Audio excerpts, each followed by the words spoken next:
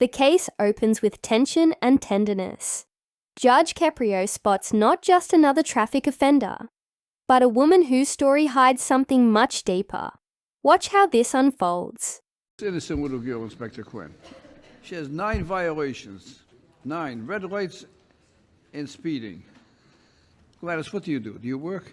Yes, I work for a staffing agency. I'm a recruiter. My explanation to those tickets, I dealt with a domestic violence. Did you catch that? She's not making excuses. She's surviving. 9 violations sound bad on paper, but listen closer. This is a woman fleeing domestic violence. Sometimes running red lights isn't recklessness. It's desperation. Relationship.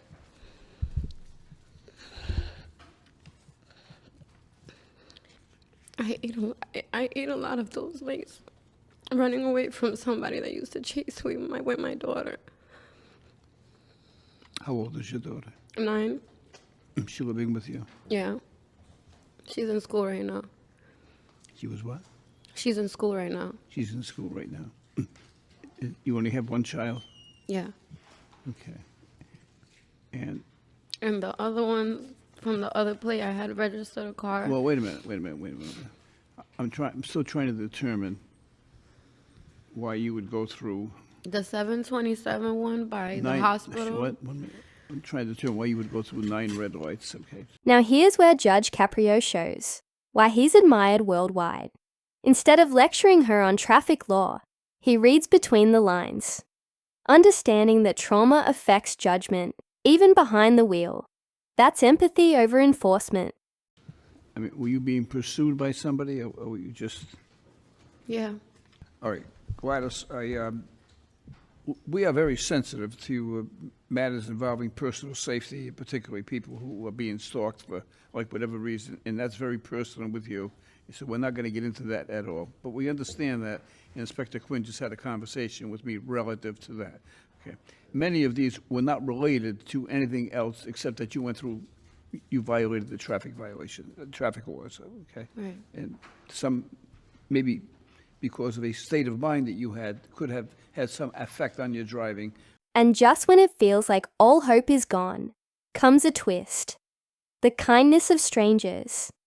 Letters and donations from across America pour into this courtroom, turning what could have been punishment into pure redemption.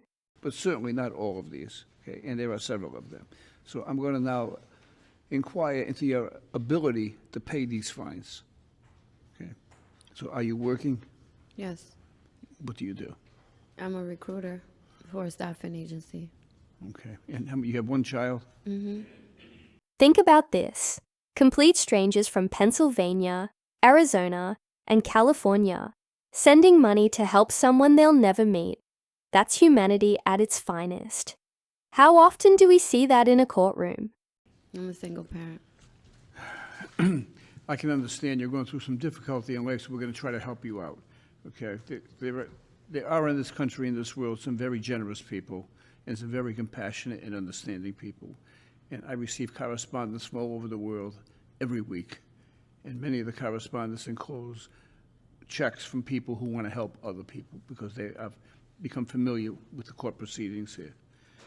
So I have a correspondence from a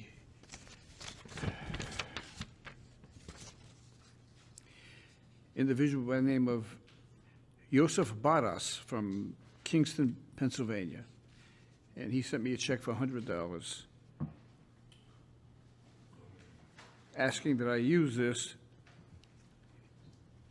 exercising my discretion, but that I do it by exercising some compassion and empathy. Okay, so I'm going to use that $100 to help pay your fine. Your fine is going to be a total. That hug says everything words can't. This courtroom didn't just settle fines. It restored faith in kindness. So what do you think? Should compassion play a bigger role in justice? $350. Additionally, I'm going to employ the generosity of a second, and that is the Fields family of Phoenix, Arizona. and they sent me a check for $75. These people are both immigrants, and they want to help someone else who is in need. So we're going to use that $75 check for you as well. So that's $175. And then lastly, I have a check from Casa Mesta, California, from a Zeno Mueller Coaching. Asked me to use my discretion to help someone who was in need and sent in a check for $50. So I'm going to use those three checks, and that comes to $225. So you're going to owe $125. Okay? Can I give you a hug? Come on up here.